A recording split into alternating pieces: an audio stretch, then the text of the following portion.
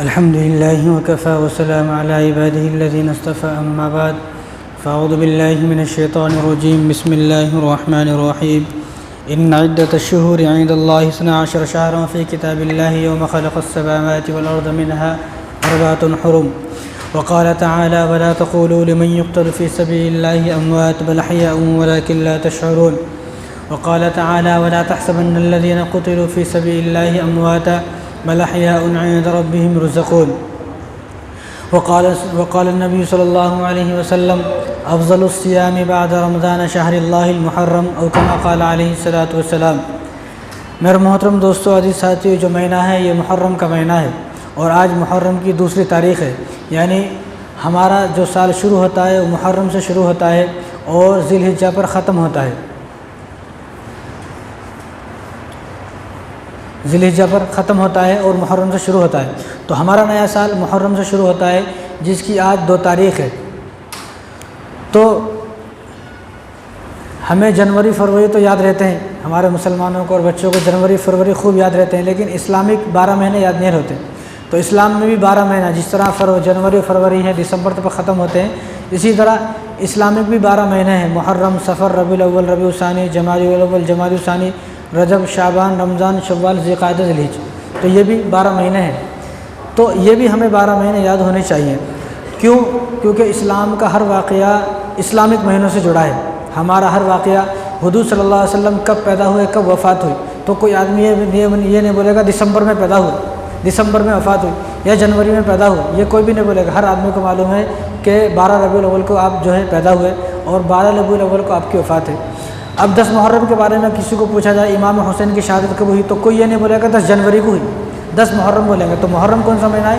Islamic महीना है। तो हमें हर मुसलमान को इस्लामिक महीने याद होने चाहिए।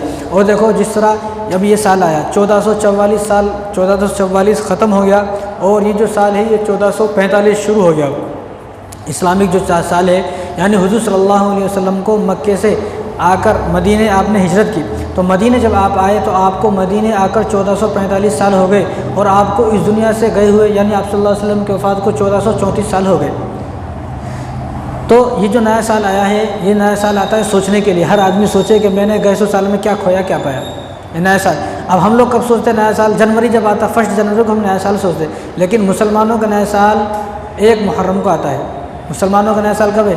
1 मुहर्रम को है। तो हर आदमी को चाहिए कि वो 1 मुहर्रम को सोचे कि मैंने क्या खोया, क्या पाया, कि मैंने पिछले साल में कितनी नमाज़ें पढ़ी और कितनी नमाज़ें नहीं पढ़ी, मैंने पिछले साल में कितनी नाफरमानियाँ की हैं, मैंने पिछले साल में कितने गुनाह किए हैं, मैंने पिछले साल में कितने झूठ बोले, धोखे दिए। इसलिए इस सोचने के लिए नया साल आता है। तो हमारा नया साल मुहर्रम से शुरू होता है जिसकी आज 2 तारीख़ है। और देखो, हमारा जो साल है उसमें जो आखिर 12वां महीना है ज़िलहिज, उसमें भी कुर्बानी है और जो पहला महीना है इसमें भी कुर्बानी है। उसमें कुर्बानी क्या है? उसमें हज़रत उस्मान गनी रज़ियल्लाहु तआला अन्हु को शहीद किया गया। ज़िलहिज्जा की 18 तारीख़ को यह तो उस्मान रज़ियल्लाहु तआला अन्हु की कुर्बानी है कि उनको शहीद किया गया। और ज़िलहिज्जा जो मुहर्रम है, ज़िलहिज्जा ख़त्म होने के बाद जो मुहर्रम का महीना आता है, मुहर्रम की 10 तारीख़ को इमाम हुसैन को शहीद किया गया। लेकिन इमाम हुसैन का हर जगह नाम है और हर जगह ज़िक्र होता है, लेकिन 10 मुहर्रम तो बहुत बात की बात है। 10 मुहर्रम से पहले 1 मुहर्रम आती है। तो 1 मुहर्रम को हज़रत उमर फ़ारूक रज़ियल्लाहु तआला अन्हु खलीफा दोम, उनको शहीद किया गया। हज़रत उमर फ़ारूक रज़ियल्लाहु तआला अन्हु को शहीद किया गया मुहर्रम की 1 तारीख़ को। तो उमर कौन है? उमर वो हैं जिसके बारे में रसूलुल्लाह सल्लल्लाहु अलैहि वसल्लम इरशाद फरमाया कि लौ काना बादी नबियुन लकान उमर, अगर मेरे बाद कोई नबी होते तो वो उमर होते। मेरे बाद कोई नबी होते तो उमर होते। ये तिरमिज़ी की रिवायत है। और आधी दुनिया पर हुकूमत करने वाले बादशाह, 22 लाख मुरब्बा मील पे अकेले हुकूमत करने वाले बादशाह। और उमर कौन है? उमर वो हैं कि शैतान जिनको देख के भाग जाता है। जब आपकी वफ़ात हो गई तो यहूदियों ने आपकी वफ़ात पर कहा, यहूदियों ने, अगर ये आदमी 10 साल और ज़िंदा रहता तो पूरी दुनिया पर इस्लाम का झंडा लहरा देता। अगर उमर रज़ियल्लाहु अन्हु सिर्फ 10 साल वो ज़िंदा रहते तो पूरी दुनिया पर इस्लाम का झंडा अकेला ये आदमी लहरा देता। ये यहूदियों ने कहा उस वक्त के। और गांधी जी ने 1937 में कहा, गांधी जी ने जब कांग्रेस की मीटिंग हुई तो गांधी जी ने 1937 में कहा कि तुम्हें अगर ज़िंदगी गुजारना है तो तुम्हें उमर रज़ियल्लाहु तआला अन्हु की तरह ज़िंदगी गुजारना है। तो लोगों ने उनसे कहा कि आप उनकी मिसाल क्यों दे रहे हो, हज़रत उमर रज़ियल्लाहु तआला अन्हु की मिसाल क्यों दे रहे हो, अबू बकर की मिसाल क्यों दे रहे हो। तो गांधी जी ने कहा कि मुझे तुम्हारे अंदर कोई ऐसा मिलता ही नहीं जिसकी मैं मिसाल दूँ। कोई ऐसा है ही नहीं जिसकी मिसाल दूँ। मुझे तो अबू बकर और उमर नज़र आते हैं कि जिनकी मैं मिसाल दे रहा हूँ। अगर तुम्हें हुकूमत करना है तो उनकी तरह हुकूमत करना, अगर तुम्हें सादा ज़िंदगी गुजारना है तो अबू बकर और उमर की तरह सादा ज़िंदगी गुजारना। ये थे उमर रज़ियल्लाहु तआला अन्हु। और एक मुहर्रम को आप फजर की नमाज़ पढ़ा रहे थे, वो तो दुश्मनों की हिम्मत नहीं दुश्मन सामने से मुकाबला कर सके, सामने से तो कोई आदमी मुकाबला नहीं कर सकता। यानी जिस इंसानों को देखकर शैतान भाग जाता है तो इनसे इंसान उस आदमी का कैसे मुकाबला करेगा। शैतान जिसके सामने 1 मिनट नहीं टिक सकता है तो इंसान कैसे टिकेगा। तो वो तो दुश्मनों की चाल थी। एक दुश्मन अबू लुलू फ़िरोज़ जिसका नाम था, वो फजर की नमाज़ में आया। फजर की नमाज़ में नमाज़ पढ़ रहे थे तो किसी को नहीं मालूम था, सर्दी का मौसम था, तो उसने एक चद्दर उड़ी हुई थी और चद्दर के अंदर खंजर छुपाया हुआ था। जब फजर की नमाज़ की 1 रकात हो गई और दूसरी रकात के लिए आप खड़े हुए, सूरह फातिहा ख़त्म हो गई, दूसरी रकात के लिए तो उसने अपने खंजर अपने बगल से वो खंजर निकाला और उमर रज़ियल्लाहु अन्हु के पेट में मारा, आपको शहीद कर जाएगा। 1 मुहर्रम की तारीख़ थी वो, तो दुश्मनों की इतनी हिम्मत नहीं थी। तो 1 मुहर्रम को उमर रज़ियल्लाहु अन्हु शहीद हुए। यानी हमारी जो इस्लामिक जो साल है ना, वो तो शहीदों से भरे हुए हैं। इतने शहीद हुए हैं कि महीने और दिन कम पड़ जाएंगे, शहीद ज़्यादा हैं। क्योंकि रसूलुल्लाह सल्लल्लाहु अलैहि वसल्लम के खुद के ज़माने में 256 सहाबा शहीद हुए। 365 दिन में से 256 सहाबा तो यही हो गए। तो इतने सारे शहीद हैं। तो 1 मुहर्रम को उमर रज़ियल्लाहु तआला अन्हु को जो है वफ़ात हुई और 10 मुहर्रम को इमाम हुसैन रज़ियल्लाहु तआला अन्हु को शहीद किया गया। तो ये जो मुहर्रम और नया साल जो आता है और हर साल नया साल आ रहा है, हर साल नया साल जो बदल रहा है, ये इसलिए बदल रहा है कि हर आदमी अपने ऊपर गौर करे कि मैंने पिछले साल क्या खोया क्या पाया। और अल्लाह तबारक व तआला ने मुहर्रम के बारे में कुरान करीम के अंदर फरमाया कि मिनहा अरबातुल हुरुम, 4 महीने हुर्मत वाले महीने हैं। ज़िलक़ाइदा, ज़िलहिज, मुहर्रम और रजब, ये 4 महीने अदब वाले महीने हैं, एहतराम वाले महीने हैं, अज़मत वाले महीने हैं। लेकिन हमारी बदकिस्मती, मुसलमानों की जहालत इतनी आम हो गई है कि मुसलमानों ने मुहर्रम के महीने को मनूस महीना करार दिया कि मनूस महीना है। इसलिए मैं क्या बोलता हूँ कि किसी यहूदी के पास जाएँ, किसी ईसाई के पास जाएँ और उसको जाकर पूछें कि भाई जनवरी फरवरी से लेकर दिसंबर तक इन 12 महीनों में कौन सा महीना मनूस है, ज़रा हमें बताओ। कौन भी नहीं बताता। पूरी दुनिया में कोई गैर मुस्लिम आपको ये नहीं बताएगा कि भाई चलो जून का महीना मनूस महीना है, दिसंबर का महीना मनूस महीना है, अगस्त का महीना, सितंबर का महीना मनूस महीना है। कोई नहीं बताएगा। बस आप किसी मुसलमान से जाकर पूछो तो उन्हें बोलेगा मुहर्रम का महीना मनूस महीना है। कैसी जहालत है, कैसी पागलपन की बात है। यहाँ अल्लाह ताला फरमा रहे हैं कि मिनहा अरबातुल हुरुम, ये 4 महीने और उन 4 महीनों में से एक महीना जो मुहर्रम का महीना, ये अज़मत वाला महीना है, खैर वाला महीना है, बरकतों वाला महीना है। और इसमें अल्लाह तबारक व तआला की तरफ से जो नेकियां हैं उन नेकियों का वज़न बढ़ा दिया गया है। कोई आदमी गुनाह करेगा, गुनाह का भी वज़न बढ़ा दिया गया है। इतनी खैर और बरकत वाला जो महीना है, उस महीने को अगर कोई मुसलमान ये कहे कि ये मनहूस महीना है तो अल्लाह ताला को कितना गुस्सा आता होगा। यानी अल्लाह तो ये फरमा रहे हैं कि ये अज़मत वाला महीना है। और रसूलुल्लाह सल्लल्लाहु अलैहि वसल्लम ने इरशाद फरमाया, ये मुस्लिम शरीफ की रिवायत है कि शहरुल्लाहिल मुहर्रम, कि मुहर्रम का महीना अल्लाह का महीना है। यानी 12 महीनों में से किसी महीने को रसूलुल्लाह सल्लल्लाहु अलैहि वसल्लम ने ये नहीं फरमाया कि ये महीना अल्लाह का महीना है, सिर्फ मुहर्रम के बारे में फरमाया कि अल्लाह का महीना है। लेकिन जो महीना अल्लाह का महीना है, हमने उसी महीने को मनहूस करार दे दिया है। बताओ कितनी जहालत की बात है। जिस आदमी के पास इल्म नहीं है, जिस आदमी को कुरान का नहीं मालूम, हदीस का नहीं मालूम, वो आदमी भी मुँह उठा के बोल देता है नहीं मुहर्रम का महीना तो मनहूस महीना है। और किसी महीने को, किसी वक्त को, किसी दिन को बुरा भला कहना ये ऐसा है जैसा कि अल्लाह को बुरा भला कह रहे हैं। क्यों? क्योंकि वक्त को चलाने वाले अल्लाह हैं, सूरज को निकालने वाले अल्लाह हैं, दिन को लाने वाले अल्लाह हैं, रात को छिपाने वाले अल्लाह हैं, चाँद रात में रोशन होता है उसको रोशन करने वाले अल्लाह हैं। यानी हर चीज़ को और हर ज़माने को, वक्त को बदलने वाले अल्लाह हैं। तो जो अल्लाह सब चीज़ों को बदल रहे हैं, जो ला रहे हैं, उसी को कोई आदमी बुरा भला कहे तो अल्लाह को कितना बुरा लगता होगा, अल्लाह को कितना गुस्सा आता होगा। तो हर आदमी याद रखे कि मुहर्रम का महीना कोई मनहूस महीना नहीं है। बाद लोगों का ख्याल ये है कि मुहर्रम का महीना मनहूस है तो मुहर्रम के महीने में शादी नहीं करना है, शादी करे तो जो है शादी टूट जाती और ये हो जाता वो हो जाता। मनहूस महीना शादी ज़्यादा दिन चलती नहीं। इसलिए मैं बोलता हूँ जिन औरतों की तलाक हो गई हैं और जिनकी शादी होने के बाद घर में झगड़ा लड़ाई हो रही है, इन्होंने भी मुहर्रम के महीने में शादी नहीं की, फिर क्यों तलाक हो गई, फिर क्यों झगड़े हो गए? इन्होंने तो खूब देख कर घाट घाट का पानी पिया है, छान कर शादी की है कि मुहर्रम के महीने में शादी नहीं करे, ठीक है, फिर भी कई को तलाक हो गई, फिर भी कई को झगड़े हो रहे। भाई महीनों से शादी ब्याह जो चलेंगे ना, महीनों से नहीं चलेंगे, महीनों से कोई मतलब नहीं है। तुम किसी महीने में करो, बस ये शादी ब्याह चलते हैं मोहब्बत से, अखलाक से, ये चलेंगे किससे? तमीज़ से, अदब से चलेंगे, एहतराम से चलेंगे, एक दूसरे का अदब करेंगे तो किसी महीने में शादी कर लो, चल जाएगी। और यह महीना छोड़ के चाहे ईद के दिन को आदमी शादी कर ले, लेकिन बदतमीज़ है, बद अखलाक है और बोलने का सलीका नहीं है, तमीज़ नहीं है, तो शादी 1 मिनट भी नहीं चलेगी। तो मैं तो उनको कहता हूँ कि जिन लोगों ने मुहर्रम के महीने में शादी नहीं की फिर भी तलाक हो गई, ज़रा देखो तुम्हारे अंदर क्या कमी है। तो अब शादी की बात देखो, सबसे बड़ी शादी इस दुनिया में अगर किसी की है तो वो हुजूर की है, उनसे बड़ी शादी तो नहीं है। हमारे नबी से बड़ी शादी तो किसी नबी की नहीं है, न किसी इंसान की है। तो हुजूर सल्लल्लाहु अलैहि वसल्लम की शादी हज़रत खदीजा से हुई, हज़रत खदीजा से। तो हज़रत खदीजा हुजूर सल्लल्लाहु अलैहि वसल्लम की पहली शादी, जब पहली शादी हुजूर सल्लल्लाहु अलैहि वसल्लम की हुई तो मुहर्रम के महीने में हुई। बताओ इससे बड़ी कौन सी शादी लाए? वो शादी चली नहीं चली, फिर तुमने मुहर्रम के महीने में शादी नहीं की, फिर भी शादी क्यों टूट गई? हुजूर की शादी। और दूसरी शादी हुजूर सल्लल्लाहु अलैहि वसल्लम ने 11 शादी की। दूसरी शादी हुजूर सल्लल्लाहु अलैहि वसल्लम ने हज़रत सफ़िया से की। हज़रत सफ़िया से शादी आप सल्लल्लाहु अलैहि वसल्लम कब हुई? जंग खैबर के बाद। आप किसी से पूछ के जाकर देखो जंग खैबर कब हुई है। जंग खैबर जो हुई है ना, मुहर्रम के महीने में हुई है। जंग खैबर से जब वापस लौट रहे थे तो वापस लौटते हुए रास्ते में हुजूर सल्लल्लाहु अलैहि वसल्लम ने हज़रत सफ़िया से शादी मुहर्रम के महीने में की है। यानी हुजूर की शादी हो रही है, दो शादियाँ हुजूर हो रही हैं। और हुजूर की बेटी हज़रत फ़ातिमा की शादी हज़रत अली से हुई है, इसी महीने में हुई है। इससे बड़ी शादी कोई हो सकती है? हुजूर सल्लल्लाहु अलैहि वसल्लम की बेटी से बड़ी किसी की बेटी हो सकती है? यानी जो आदमी ये कहते हैं कि मुहर्रम के महीने में शादी नहीं करना मनूस का महीना है, वो अपने आप को हुजूर से माज़अल्लाह आला समझते हैं, हुजूर से अपने आप को बड़ा समझते हैं, हुजूर की बेटी से अपनी बेटी को बड़ी बेटी समझते हैं।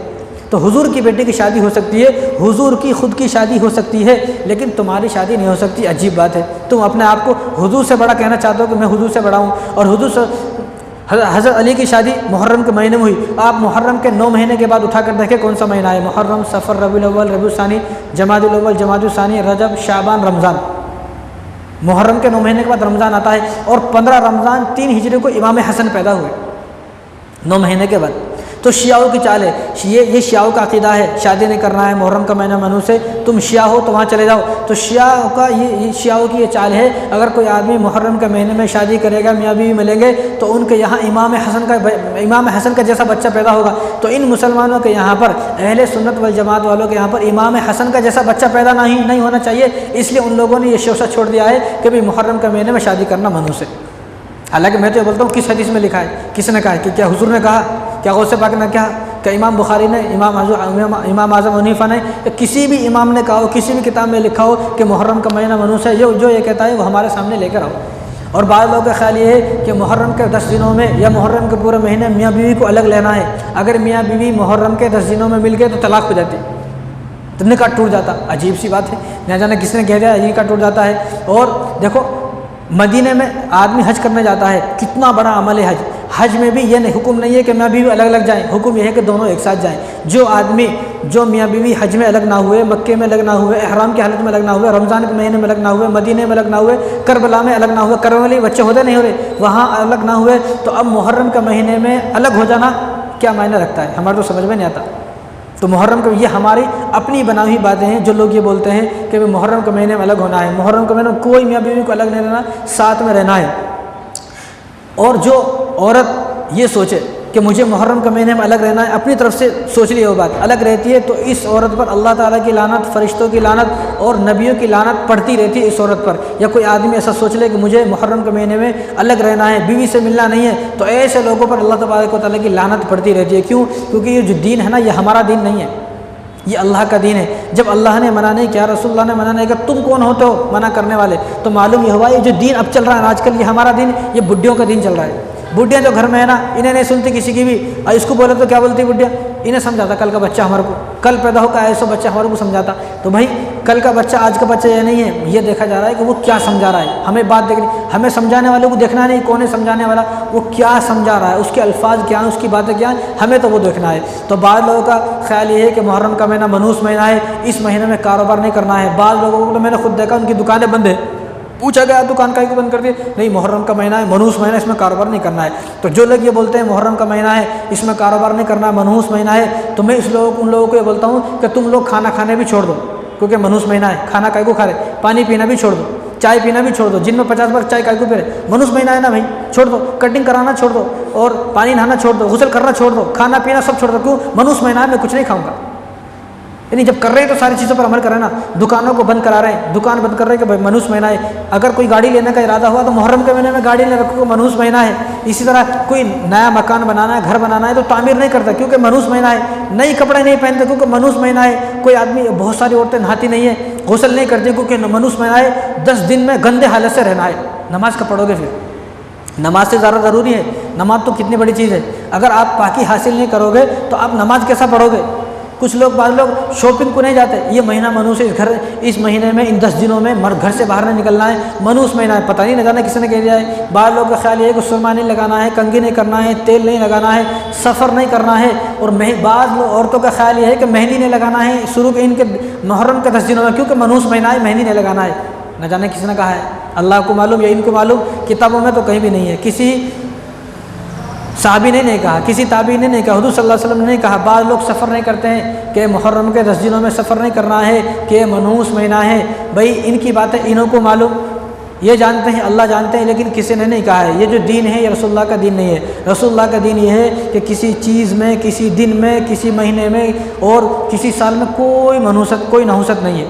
मनहूस हर वो दिन मनहूस है जिस दिन आपने नमाज नहीं पढ़ी है, हर वो दिन मनहूस है जिस दिन में आपने गाली दी है, हर वो दिन मनहूस है जिस दिन में आपने झूठ बोला है, हर वो दिन आपके लिए मनहूस है जिस दिन में आपने धोखा दिया है, हर वो दिन मनहूस है जिस दिन में आपने 2 नंबर का काम किया है, हर वो दिन मनहूस है जिस दिन में आपने हसद और बुग़्ज़ और एक कीने की आग अपने दिल में जला ली है। लोगों से चिढ़ना, लोगों से जलना, लोगों की ज़मीनों पर कब्जा करना, बीवी को मारना, बीवी पर जुल्म करना, हर वो दिन मनहूस है जिस दिन में आपने ये सब काम किए हैं। हर वो दिन मनहूस है जिस दिन में आपने फजर की नमाज़ नहीं पढ़ी है। हर वो दिन मनहूस है जिस दिन में आपने कुरान करीम को खोल कर नहीं देखा है। हर वो दिन मनहूस है जिस दिन में आपने किसी की ग़ीबत की, किसी की बुराई की है, किसी की चुगली की है, वो दिन मनहूस है। इन दिनों में कोई मनहूसत नहीं है।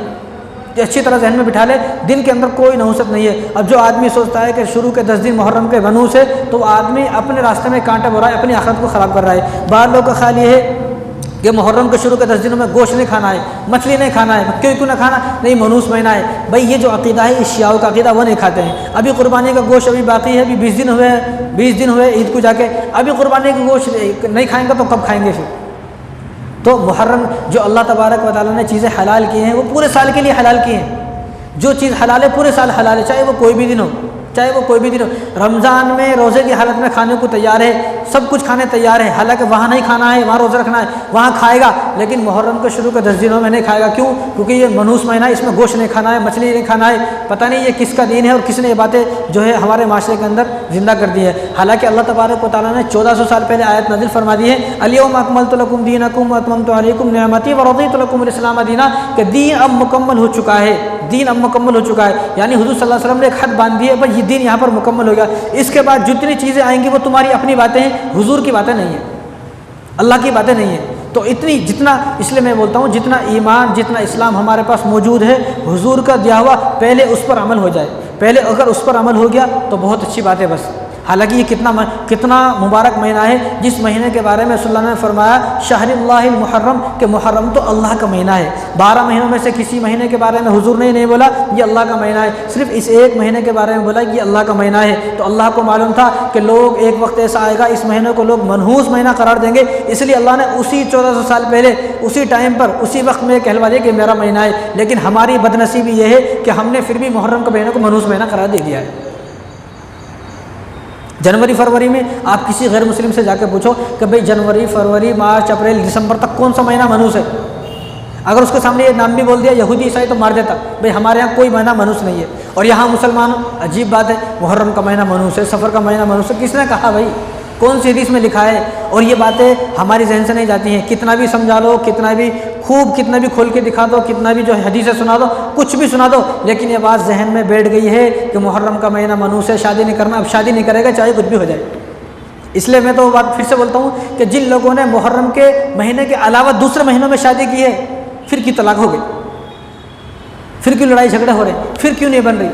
तो तुमने अल्लाह के कानून को तोड़ा है। तुमने जो बात दीन के अंदर नहीं है उस बात को दीन के अंदर ऐड किया है। ये अल्लाह ताला की सज़ा है कि मुहर्रम के महीने को मनहूस समझकर दूसरे महीने में शादी की, फिर भी शादी नहीं चल रही है। तो जो आदमी, जो महीना अल्लाह का महीना है, इस महीने को जो आदमी ये कहता होगा कि ये मनहूस महीना है, तो आदमी सोचे कि अल्लाह को कितना गुस्सा आता होगा, अल्लाह को कैसा लगता होगा कि जो मेरा महीना है उस महीने को इन लोगों ने जो है मनहूस महीना करार दे दिया है। तो अपनी जहन में इस बात को बिल्कुल निकाल दें। अगर कोई आदमी ये कहता है या शुरू के 10 दिन मनहूस है, या मुहर्रम का महीना मनहूस है, सफ़र का महीना मनहूस है, तो मेरा उस आदमी से चैलेंज है कि वो आदमी हमारे सामने कोई हदीस पेश करे, कोई ऐसी चीज़ लेकर आए कि जिस बात को देखकर हम समझ सके भाई ये महीना मनहूस है। कोई दिन मनहूस नहीं है। किसी दिन के अंदर नहुसत नहीं है, कोई दिन, कोई हफ्ता, कोई महीना, कोई साल मनहूस नहीं है, कोई भी। अगर कोई आदमी किसी दिन को, महीने को मनहूस कहता है, ये अल्लाह को बुरा भला कहना है, क्योंकि दिनों को लाने वाले अल्लाह हैं, सूरज को निकालने वाले, चांद को निकालने वाले, रातों को, दिन को, महीने को बदलने वाले, साल को बदलने वाले अल्लाह हैं। जो कोई आदमी वक्त को बुरा भला कहता है, ज़माने को बुरा भला कहता है, दिन को बुरा भला कहता है, महीने को बुरा भला कहता है, ये आदमी अल्लाह को बुरा भला कह रहा है। अब ये आदमी अपना ठिकाना बना ले, इसका ठिकाना जहन्नुम होगा। तो इस बात को अपने जहन से निकाल दें। जब चाहे जब शादी करें, जब चाहे जब शादी करें। हुजूर ने इरशाद फरमाया कि जब औरत लड़की बालिग हो जाए तो फ़ौरन उसकी शादी कर दे। अब अगर किसी के शादी का मौका मुहर्रम का महीने में आ रहा, नहीं करना, का कुछ मनहूस महीना है, फिर मरने के बाद जो है तैयार हो जाओ, फिर तो कोई महीना मनहूस नहीं है। तो ये इस महीने के हवाले से बातें जहन में बिठा लें। इसी तरह रसूलुल्लाह सल्लल्लाहु अलैहि वसल्लम ने इरशाद फरमाया कि मुस्लिम शरीफ की रिवायत है, अबू हुरैरा रज़ियल्लाहु ताला अन्हु इरशाद फरमाते हैं, हुजूर ने इरशाद फरमाया कि अफ़ज़लुस सियामी बादा रमज़ान शहरिल्लाहिल मुहर्रम, अगर कोई आदमी रोज़े रखना चाहे रमज़ान के अलावा, रमज़ान के महीने के अलावा कोई आदमी रोज़े रखने चाहे तो सबसे बेहतरीन महीना मुहर्रम का महीना है कि उसको चाहिए कि मुहर्रम के महीने में रोज़े रखे। रमज़ान के अलावा अफ़ज़ल सियामी बाद रमज़ान शहरिल्लाहिल मुहर्रम, रमज़ान के अलावा बेहतरीन महीना रोज़े रखने के लिए मुहर्रम का महीना है। अगर कोई आदमी रोज़ा रखना चाहे तो मुहर्रम के महीने में रोज़ा रखे। क्यों? क्योंकि गुनियतुत तालिबीन शेख अब्दुल क़ादिर जीलानी की लिखी हुई किताब है, तो उन्होंने अपनी किताब में लिखा है, हज़रत इब्न अब्बास रज़ियल्लाहु तआला अन्हु हदीस करावी है, फरमाया शेख अब्दुल क़ादिर जिलानी ने कि मुहर्रम का एक रोज़ा, हुज़ूर सल्लल्लाहु अलैहि वसल्लम इरशाद फरमाया कि मुहर्रम के महीने में कोई आदमी एक रोज़ा रखता है तो उसको 30 रोज़ों का सवाब मिलता है। तबरानी शरीफ में भी रिवायत मौजूद है, जो आदमी मुहर्रम के महीने में 30 दिन है, इन 30 दिनों में एक रोज़ा रखेगा तो उसको 30 रोज़ों का सवाब मिलेगा, 30 रोज़ों का सवाब, लेकिन ये रखने तैयार नहीं है। इसी तरह मुस्लिम शरीफ की रिवायत है, अबू क़तादा रज़ियल्लाहु ताला अन्हु से रिवायत है, हुज़ूर सल्लल्लाहु अलैहि वसल्लम ने इरशाद फरमाया कि आशूरा के दिन जो आदमी रोज़ा रखेगा, 10 मुहर्रम के दिन जो आदमी रोज़ा रखेगा तो उसको 1 साल के उसके गुनाह माफ़ कर दिए जाएंगे। उसके पिछले जो 1 साल के गुनाह हैं सारे गुनाह माफ़ कर दिए गए, आशूरा के दिन 1 दिन का रोज़ा रखना। बताओ कितनी अच्छी बात है। और फरमाया, ये बुखारी शरीफ की रिवायत है, हुज़ूर सल्लल्लाहु अलैहि वसल्लम ने इरशाद, आयशा रज़ियल्लाहु तआला फरमाती हैं कि जब हम मदीने आए, मक्के से जब मदीने हिजरत करके आए तो मदीने में देखा कि यहूदी रोज़ा रख रहे हैं। यहूदियों से पूछा, भाई तुम क्यों रोज़ा रख रहे हो, आज आशूरा के दिन तुम क्यों रोज़ा रख रहे हो, तुम्हें क्या मुसीबत आ गई? तो उन्होंने कहा कि आज का दिन वो है कि आज के दिन फ़िरौन जो जालिम था उसके जुल्म से हमें निजात मिली। आज के दिन फ़िरौन गरक हुआ, दरिया नील में गरक होकर तबाह बर्बाद हो गया, तो आज के दिन बनी इसराइल को निजात मिली, उस निजात की खुशी में हम लोग रोज़ा रखते हैं। तो हुज़ूर सल्लल्लाहु अलैहि वसल्लम इरशाद फरमाया, मूसा अलैहिस्सलाम से तो हमारा ताल्लुक़ ज़्यादा है, तुम्हारा ताल्लुक़ इतना नहीं है, हमारा ताल्लुक़ मूसा अलैहिस्सलाम से ज़्यादा है, तो हमें चाहिए कि हम रोज़ा रखें। तो हुजूर ने सहाबा को इरशाद फरमाया, अब तुम 2 रोज़े रखना, या तो 9-10 का रोज़ा रखना, 9 मुहर्रम 10 मुहर्रम का रोज़ा रखना, या 10 मुहर्रम 11 मुहर्रम का रोज़ा रखना, 2 रोज़े रखना। जो आदमी 1 रोज़ा रखेगा तो उसके पिछले 1 साल के गुनाह माफ़ हो जाएंगे। तो 2 रोज़े रखने की कोशिश करें। और आशूरा के दिन जो 10 मुहर्रम का दिन है, तो हुज़ूर सल्लल्लाहु अलैहि वसल्लम इरशाद फरमाया, जो 10 मुहर्रम को अपने घर वालों पर वसअत करेगा, अपने घर वालों को अच्छा बनाएगा, अच्छा खिलाएगा, अच्छा पहनाएगा, तो अच्छा जब खिलाएगा तो हुज़ूर सल्लल्लाहु अलैहि वसल्लम ने इरशाद फरमाया, ये शाबुल ईमान की रिवायत है, जाबिर बिन अब्दुल्लाह रज़ियल्लाहु अन्हु हदीस का रावी हैं, वो फरमाते हैं, जो आदमी 10 मुहर्रम के दिन, आशूरा के दिन अपने घर वालों को अच्छा बनाकर खिलाएगा तो पूरे साल उसके घर में बरकत रहेगी। अब सवाल ये पैदा होता है, एक तरफ तो रोज़े रखने का हुक्म है और एक तरफ ये बता रहे हैं कि अच्छा खिलाओ, तो इसका जवाब ये है कि आदमी इफ्तारी में खिलाए।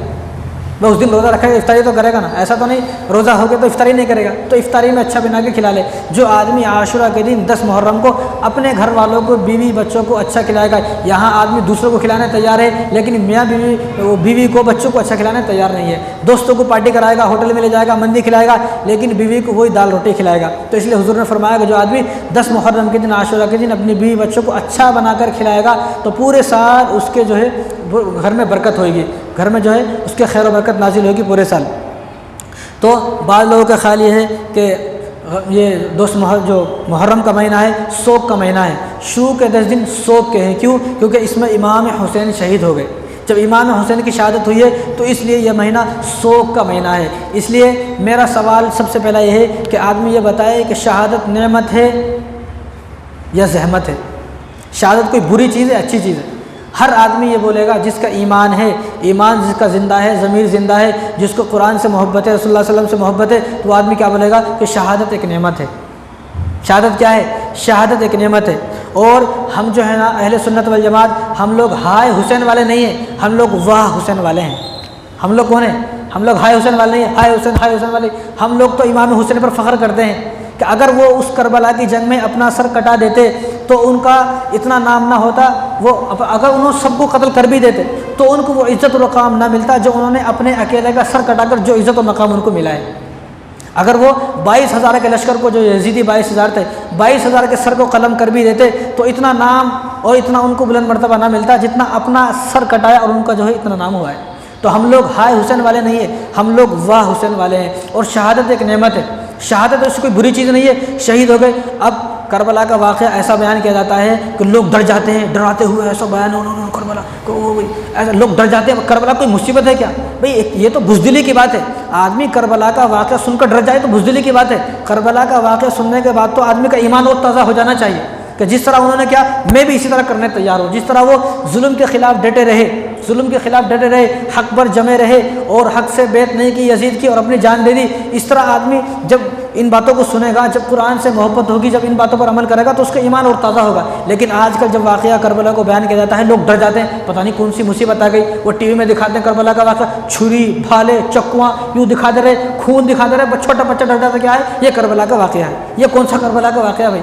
फिल्में दिखा रहे या करबला का वाक़या सुना रहे। तो शहादत एक नेमत है, शहादत कोई बीमारी नहीं है। अगर शहादत कोई बीमारी होती या शहादत कोई बुरी चीज़ होती तो हुजूर सल्लल्लाहु अलैहि वसल्लम, ये मुस्लिम शरीफ की रिवायत है, हुजूर सल्लल्लाहु अलैहि वसल्लम हमेशा दुआ फरमाते, या अल्लाह मुझे शहादत की मौत नसीब फरमा। हुजूर दुआ फरमा सुम्मा उही युक्तल, कि मुझे मेरी दिली ख्वाहिश है। हुजूर फरमा, ये मुस्लिम शरीफ की रिवायत है, हुजूर इरशाद फरमाए, या अल्लाह मेरी दिली ख्वाहिश ये है कि मुझे शहीद कर दिया जाए, फिर मुझे ज़िंदा कर दिया जाए, फिर शहीद कर दिया जाए, फिर मुझे ज़िंदा। इसी तरह आप कहते रहे, बार बार कहते रहे आप। अगर शहादत इतनी बुरी चीज़ है तो हुजूर सल्लल्लाहु अलैहि वसल्लम क्यों फरमा रहे हैं मुझे शहीद कर दिया जाए? अगर बुरी चीज़ है तो आप लोग नहीं कहना चाहिए, तो अच्छी चीज़ है इसलिए तो हुजूर फरमा रहे हैं। इसी तरह हुजूर सल्लल्लाहु अलैहि वसल्लम के बाद हज़रत उमर रज़ियल्लाहु तआला को शहीद किया गया। 1 मुहर्रम को शहीद किया गया। हज़रत उमर रज़ियल्लाहु तआला आधी दुनिया पर हुकूमत करने वाले हैं। हज़रत उमर रज़ियल्लाहु तआला वो हैं शैतान जिनसे भाग जाता है। और हुजूर ने फरमाया, लौ काना बादी नबियुन लकाना उमर, मेरे बाद अगर कोई नबी होता तो उमर नबी होते। जिनके बारे में हुजूर ये इरशाद फरमा रहे हैं, जिनके बारे में वो शहीद हो जाएं, अगर शहादत कोई बुरी चीज़ है तो ये तो भाई बुरी मौत मर गए माज़अल्लाह। और यहाँ उमर रज़ियल्लाहु तआला को 1 मुहर्रम के दिन फजर की नमाज़ पढ़ाते हुए अबू लुलू फ़िरोज़ ने शहीद किया, मस्जिद के अंदर नमाज़ पढ़ाते हुए। तो मालूम यह हुआ कि शहादत तो बहुत बड़ी चीज़ है, कामयाबी की चीज़ है। और हज़रत अली रज़ियल्लाहु तआला 17 रमज़ान है, 17 रमज़ान मुबारक को फजर की नमाज़ पढ़ाने जा रहे हैं कूफे के अंदर, कूफे की जामा मस्जिद में जा रहे हैं। वो ज़माना लाइट का ज़माना नहीं था, टॉर्च का ज़माना नहीं था, वो ज़माने में लाइट वाइट कुछ भी नहीं थी, अंधेर होता था। फजर की नमाज़ पढ़ाने जा रहे हैं। अब रमज़ान में फजर की नमाज़ कब होती है सबको मालूम है, अंधेर होता है। अब तो थोड़ी रोशनी होती है, लेकिन रमज़ान में अंधेरे के वक्त फजर की नमाज़, आप फजर की नमाज़ पढ़ाने जा रहे हैं। तो अब्दुर्रहमान बिन मुलजिम जो दुश्मन था जिसने आपको कत्ल किया, वो झाड़ों में छुप कर बैठ गया, एक दरख्त के साये में पीछे छुप कर बैठ गया। जैसे हज़रत अली रज़ियल्लाहु तआला फजर की नमाज़ पढ़ाने जा रहे थे, रास्ते में वो झाड़ में से निकला, उसने अचानक हमला किया। अभी इनको नहीं मालूम था, अचानक हमला किया तो सर पर वार लगा और यहाँ से कट के आप शहीद हो गया। जब आप शहीद हुए, शहादत से पहले आपने एक लफ्ज़ बोला कि फुज़्तु बिरब्बिल काबा, कि अल्लाह की कसम आज मैं कामयाब हो गया। क्यों बोल रहे हैं भाई? शहादत अगर बुरी चीज़ है तो ये अल्फाज क्यों बोल रहे हैं अली रज़ियल्लाहु तआला अन्हु? ये अल्फाज नहीं बोलने चाहिए थे, उनको बोलने चाहिए थे तो बहुत बुरा हुआ मेरे साथ, मैं शहीद हो गया। और यहाँ फरमा रहे हैं फुज़्तु बिरब्बिल काबा, कि अल्लाह की कसम मैं तो आज कामयाब हो गया।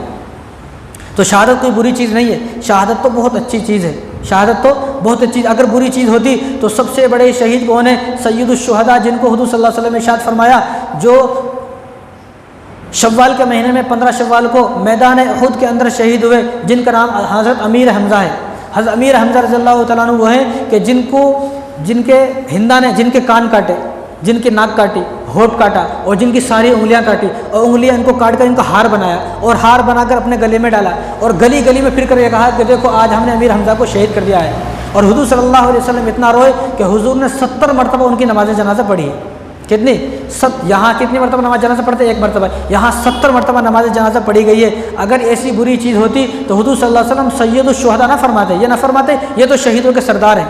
हुजूर फरमाते अरे ये तो बहुत बुरा हुआ है, ये तो बहुत बुरा हुआ। हालांकि हुजूर सल्लल्लाहु अलैहि वसल्लम के ज़माने में 256 सहाबा शहीद हुए, 256 सहाबा शहीद हुए, जिनको शहीद किया गया मैदान जंग के अंदर। लेकिन कभी किसी सहाबा के बारे में हुजूर ने ये नहीं फरमाया कि ये तो बहुत बुरी चीज़ हो गई, ये शोक मनाया हो या रोने बैठ गए हो, कभी नहीं। सिर्फ इमाम हुसैन की ये शियाओं का अक़ीदा है। इमाम हुसैन का नाम लेकर 10 मुहर्रम के महीने को मनहूस करार दे देना, गम का महीना करार दे देना, शोक मनाना, ये सब शियाओं का अक़ीदा है। इसलिए बोलता हूँ अगर आप शिया हो तो आप शियाओं में चले जाओ, यहाँ आपको आने की ज़रूरत नहीं है। अगर यहाँ आप आ रहे हो तो आप सुन्नी हो, आप अहले सुन्नत वल जमात से हो तो आपको यह अक़ीदा ख़त्म कर देना चाहिए। ये शियाओं का अक़ीदा, वो जो चाहे करे वो उनका अक़ीदा है, हमारा अक़ीदा नहीं है। हमारा अक़ीदा अहले सुन्नत वल जमात का अक़ीदा यह है कि हमारी नज़रों में इमाम हुसैन जीत गए, हार गए इमाम हुसैन जीत गए। और जीतने वालों का मातम नहीं किया जाता है, जीतने वालों को शोक नहीं मनाया जाता है, जीतने वालों को तो शाबाशी दी जाती है, जीतने वालों पर तो फ़ख्र किया जाता है कि हमारे इमाम हुसैन जीत गए,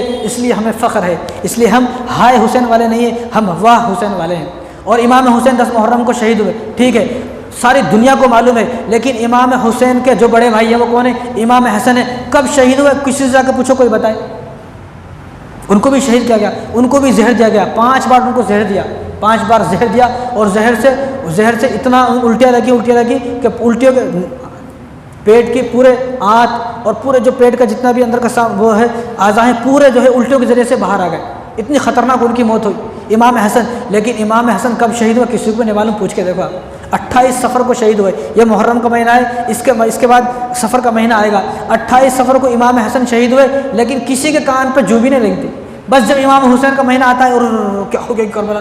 अरे इतने वाक़े हैं शहादत के, इस्लाम में इतने वाक़े हैं कि दिन कम पड़ जाएंगे, महीने कम पड़ जाएंगे, घंटे कम पड़ जाएंगे, लेकिन शहीद ख़त्म नहीं होंगे इतने। तो इमाम, अगर ये तो नाइंसाफ़ी है, इमाम हसन के साथ नाइंसाफ़ी है। और चलो इमाम हसन को छोड़ दो, इमाम हसन और हुसैन के वालिद साहब कौन है? हज़रत अली है। हज़रत अली को भी शहीद किया गया, तलवार से शहीद किया गया 17 रमज़ान को। आप देखें 17 रमज़ान को किसी के कान पर जू भी नहीं लगती, किसी को 17 रमज़ान को ये भी मालूम नहीं होता कि आज के दिन हज़रत अली भी शहीद हुए थे क्या। भाई ये तो नाइंसाफ़ी है। मनाना है तो सबका मनाओ, नहीं मनाना है तो किसी का भी ना मनाओ, सिर्फ मनाना है सबका मनाओ। शियाओं का अक़ीदा यह है कि हज़रत हुज़ूर सल्लल्लाहु अलैहि वसल्लम के पर्दा फरमा जाने के बाद इस दुनिया से सारे सहाबा काफिर हो गए।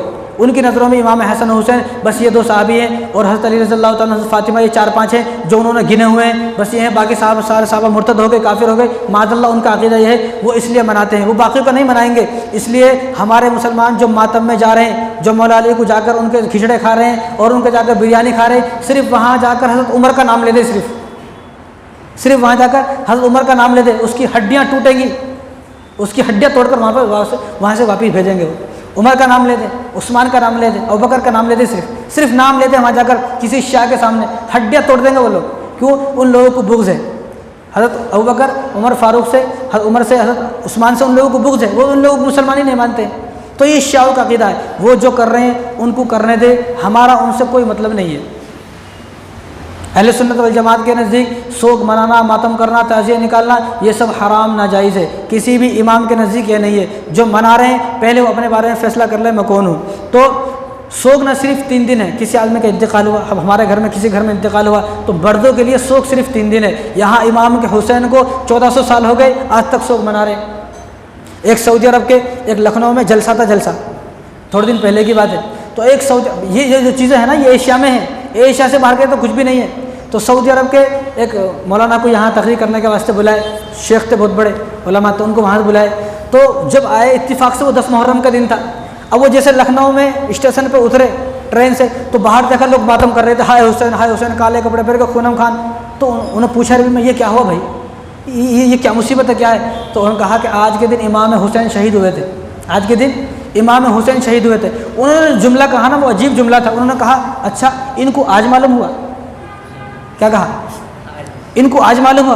वो तो 1400 साल पहले शहीद हुए थे, बात ख़त्म हो गई बस। अगर शोक मनाना है, मैं तो ये बोलता हूँ, अगर शोक मनाना है तो सबसे बड़ा शोक किसका मनाए? हुजूर का शोक मनाए। हमारे लिए तो इमाम हुसैन से बड़े तो हुजूर सल्लल्लाहु अलैहि वसल्लम है। 12 रबीउल अव्वल को शोक मनाए। हालांकि मसला ये है कि 12 रबीउल अव्वल को शियाओं के कान पे जू भी नहीं रंगती, कुछ भी नहीं करते, शिया कुछ भी नहीं करते। अब वो हमारे साथ नहीं है फिर भी, लेकिन हमारे लोग 12 रबीउल अव्वल को करते हैं, शिया नहीं करते। अब शिया कर रहे थे मुहर्रम को, हमारे लोग भी कर रहे हैं। भाई ये शियाओं का अक़ीदा उनको करने दे जो कर रहे हैं, उनसे हमारा कोई मतलब नहीं है। अगर करना है शोक इस्लाम में होता तो हुजूर सल्लल्लाहु अलैहि वसल्लम, वही बुखारी की रिवायत है, हुजूर ने हज़रत फातिमा को अपनी वफ़ात से पहले बुलाया और बुलाकर कहा कि मेरे इंतकाल हो जाने के बाद तुम शोक ना करना, मातम ना मनाना, अपने चेहरे को नोचना, चेहरे पर थप्पड़ मारना और बाल खोलना और सीनों को यूँ हाथों से मारना और अपने बाल खोल के पूरी गलियों में फिरना, चीखना, चिल्लाना, नौहा करना, मातम करना। मेरी वफ़ात के बाद ये नहीं, क्या करना है? मेरी वफ़ात के बाद सब्र करना। इन्नल्लाह मअस साबिरीन, अल्लाह ऐसे लोगों के साथ है जो आदमी सब्र करता है। इस्लाम हर मौके पर सब्र करना सिखाता है। इस्लाम ने किसी मौके पर चीखना चिल्लाना नहीं सिखाया। तो इस्लाम में सोग सिर्फ 3 दिन है। किसी के घर में इंतकाल हुआ तो लोग सिर्फ 3 दिन सोग करेंगे, 3 दिन के बाद ख़त्म, भूल जाना। क्यों? क्योंकि अल्लाह ताला फरमाए अल्लज़ीना इज़ा असाबतहुम मुसीबत क़ालू इन्ना लिल्लाहि व इन्ना इलैहि राजिऊन, कि हम जो हमारे नेक लोग हैं, जो हमारे अपने लोग हैं, जो नेक लोग हैं, उन लोगों को पहली बात तो खुशखबरी दी जाए व बशिर साबिरीन, और जो नेक लोग हैं उन लोगों पर जब कोई मुसीबत और कोई तकलीफ पहुँचती है तो इन्ना लिल्लाहि व इन्ना इलैहि राजिऊन कहकर बात को ख़त्म कर देते हैं कि भाई जो अल्लाह का था वो अल्लाह के पास चला गया। हम सबको किसने पैदा किया? अल्लाह के पास। यहाँ से मर जाने वाला आदमी अल्लाह के पास चला गया है। तो जो नेक आदमी है उसकी सिफ़ात ये है। और आगे फरमाया उलाइका अलैहिम सलवातुम मिन रब्बिहिम व रहमा, ऐसे लोगों पर जो लोग सब्र करते हैं, अल्लाह का शुक्र अदा करते हैं और ये कहते हैं जो अल्लाह का था अल्लाह के पास चला गया, उलाइका अलैहिम सलवातुम मिन रब्बिहिम व रहमा, ऐसे लोगों पर अल्लाह तबारक व तआला अपनी रहमतें नाजिल फरमाते हैं। व उलाइकुमुल मुहतदून, यही लोग तो हिदायत पर हैं। कुरान सब बता रही है। लेकिन शिया लोग तो कुरान को नहीं मानते ना, वो शिया कुरान को नहीं मानते, सहाबा को नहीं मानते, इमाम बुखारी को नहीं मानते, मुस्लिम को नहीं मानते, तिरमिज़ी किसी को भी नहीं मानते। जब वो नहीं मानते उनका अपना अकीदा होना, उनका अपना अलग मसलक है। लेकिन हमारे सुन्नी मुसलमान कई को उनमें शामिल हो जा रहा, हमारे को ये समझ में नहीं आ रहा। तो सोग सिर्फ 3 दिन है। कितना? 3 दिन आदमियों के लिए। अगर किसी का शोहर इंतकाल हुआ है तो औरत के लिए 4 महीने 10 दिन सोग है, बस इतना ही, इससे ज़्यादा नहीं। इससे ज़्यादा जो आदमी करता है तो हुजूर ने इरशाद फरमाया कि वो हम में से नहीं है। भाई सोग गम का होना अलग बात है, गम मनाना एक अलग बात है। गम मनाना अलग बात है। अभी गम तो ये मना रहे हैं, भाई आपके वालिद साहब हैं, आपके दादा हैं, इंतकाल हो गए। कभी आपने ये कहा भाई आज के दिन मेरे वालिद साहब इंतकाल हुए थे, चलो बाजा वाजा बुला के लेके आओ, चलो ढोल बजाएंगे घर में।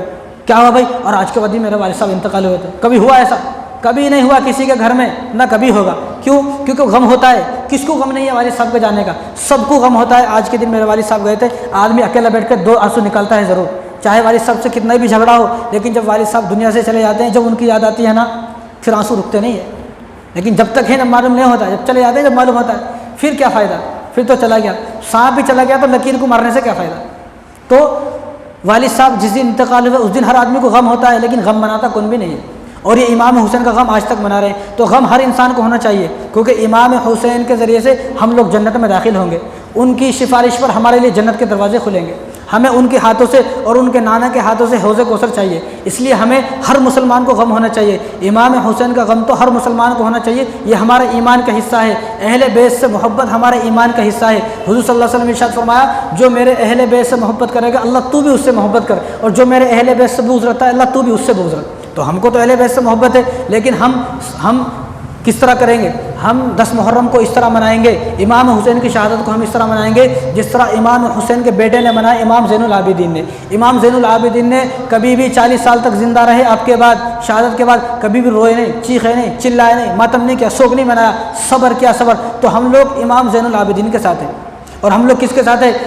इमाम हुसैन की बहन हज़रत ज़ैनब, जिन्होंने अपनी आंखों से कत्ल होते हुए देखा, शहीद होते हुए देखा, उन्होंने वावेला नहीं किया, चीखा नहीं, चिल्लाए नहीं, चीखे चिल्लाए नहीं। और फिर इमाम हुसैन ने अपनी वफ़ात से पहले, जिस तरह हुज़ूर सल्लल्लाहु अलैहि वसल्लम ने अपनी वफ़ात से पहले हज़रत फ़ातिमा को बुलाकर ये फरमाया कि तुम मेरी मौत पर सब्र करना, सब्र करना, तो इसी तरह इमाम हुसैन ने वही बात याद दिलाई। ज़ैनब को बुलाया, अपनी बहन को बुलाया और बुलाकर कहा कि देखो मैं तुम्हें वही बात बोलता हूँ जो बात किसने बोली है, जो बात हुज़ूर सल्लल्लाहु अलैहि वसल्लम ने हज़रत फ़ातिमा को बोली थी, कि उन्होंने कहा कि सब्र करना, मैं भी तुम्हें वही बात बोलता हूँ कि तुम मेरी मौत पर सब्र करना। तो उन्होंने सब्र किया। तो हम लोग इमाम ज़ैनुल आबिदीन के साथ हैं, हम लोग हज़रत ज़ैनब के साथ हैं, इमाम हुसैन की बहन के साथ। तो हम लोगों को 10 मुहर्रम आशुरा के दिन इस तरह मनाना है जिस तरह इमाम ज़ैनुल आबिदीन ने मनाया। क्या? सब्र करके मनाना है। हालांकि अगर मनाना होता तो हुज़ूर सल्लल्लाहु अलैहि वसल्लम को तो पहले ही मालूम था कि इमाम हुसैन को शहीद कर दिया जाएगा। हुज़ूर सल्लल्लाहु अलैहि वसल्लम खुतबे पे, जुमे के दिन है, खुतबा दे रहे हैं मिंबर पर बैठकर, और इमाम हसन हुसैन वहाँ से आए, दोनों भाई आए। तो हुज़ूर ने खुतबा बीच में बंद किया, और ये किसी से कहा नहीं कि मेरे नवासों को ले लेकर आओ। मेरे नवासे तो बोलते नहीं थे, आप सल्लल्लाहु अलैहि वसल्लम तो उनको बेटा बोलते थे, ये मेरे बेटे हैं। तो उनको ये नहीं कहा कि लेके आओ, खुतबा छोड़ा, बीच में बंद किया, और आप लोगों को सफ़े से दरमियान से चीरते हुए गए और दोनों को अपने पास लेके आए और मिंबर पर बिठाया, और आपके आंखों से आंसू आ गए, आप रोने लगे। तो साहबा ने पूछा, रसूलल्लाह ये क्या माजरा है? इससे पहले हमने कभी देखा नहीं आपको। हसन हुसैन आते थे, आप खामोशी से जो है उनको बिठा लेते थे, आज आप रो रहे हैं। तो हुज़ूर ने फरमाया कि आज मेरे पास एक फ़रिश्ते आए हैं, आज मेरे पास एक फ़रिश्ते आए हैं, और उन्होंने मुझे ये इत्तला दी है कि आपके इन दोनों नवासों को आपकी उम्मत शहीद करेगी। एक को जहर दिया जाएगा, एक को करबला की मैदान में जो है, करबला के मैदान में जो है जंग में शहीद किया जाएगा। और आप सल्लल्लाहु अलैहि वसल्लम ने फिर उम्मे सलमा को जेब में हाथ दिया और एक बोतल निकाली, बोतल छोटी सी शीशी, उम्मे सलमा जो आप सल्लल्लाहु अलैहि वसल्लम की बीवी है उनको दिया, कहा कि ये करबला की मिट्टी है, जिस मिट्टी के अंदर इमाम हुसैन को शहीद किया जाएगा ये वहाँ की मिट्टी है, जिब्राइल अलैहिस्सलाम मुझे ला कर दिए हैं। अभी ये मिट्टी ठीक ठाक है जैसी है, लेकिन जब इमाम हुसैन को शहीद कर दिया जाएगा ये मिट्टी सुर्ख हो जाएगी। जब इमाम हुसैन को करबला के 10 मुहर्रम के दिन करबला के मैदान में शहीद कर दिया गया और उम्मे सलमा जो हुज़ूर सल्लल्लाहु अलैहि वसल्लम की बीवी हैं, जब उनको मालूम हुआ तो वो फ़ौरन गई, उन्होंने उस मिट्टी को रखा हुआ था और हुज़ूर सल्लल्लाहु अलैहि वसल्लम के पर्दा फरमा जाने के 50 साल के बाद ये वाक़या पेश आया 61 हिजरी में।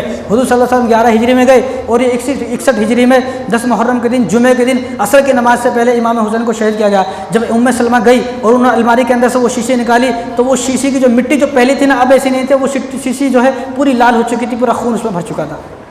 यानी हुज़ूर सल्लल्लाहु अलैहि वसल्लम को पहले मालूम था, लेकिन मालूम होने के बावजूद भी अगर शोक मनाना, गम मनाना, मातम मनाना इस्लाम में होता तो हुज़ूर सल्लल्लाहु अलैहि वसल्लम बोलते कि भाई आज मुझे मालूम हो गया है इमाम हुसैन शहीद होंगे, चलो भाई चलो सब मिलकर मातम मनाओ। किसी ने नहीं कहा, हुज़ूर ने किसी को कहा ही नहीं। और मुस्तदरक के हाकिम की रिवायत है, हुज़ूर सल्लल्लाहु अलैहि वसल्लम ने इरशाद फरमाया कि नोहा करने वाला अगर बग़ैर तौबा के मर गया, किसी का इंतकाल हुआ, उस इंतकाल पर चीखना चिल्लाना वावेला करना, भाई रोना सबको आता है। एक है रोना आना, एक है ज़बरदस्ती रोना। जिस तरह जो है अब शाहों का मातम होता है, ज़बरदस्ती रोते नहीं रोते, ज़बरदस्ती रोते। तो हुज़ूर ने इरशाद फरमाया जो आदमी ज़बरदस्ती रो रहा है और रोने की एक्टिंग कर रहा है, नोहा कर रहा है, मातम कर रहा है, अगर ये आदमी बग़ैर तौबा के मर गया, क़यामत के दिन इसको खारिश का कुर्ता पहनाया जाएगा। खारिश का कुर्ता, ऐसा कुर्ता कि खुजाता रहेगा।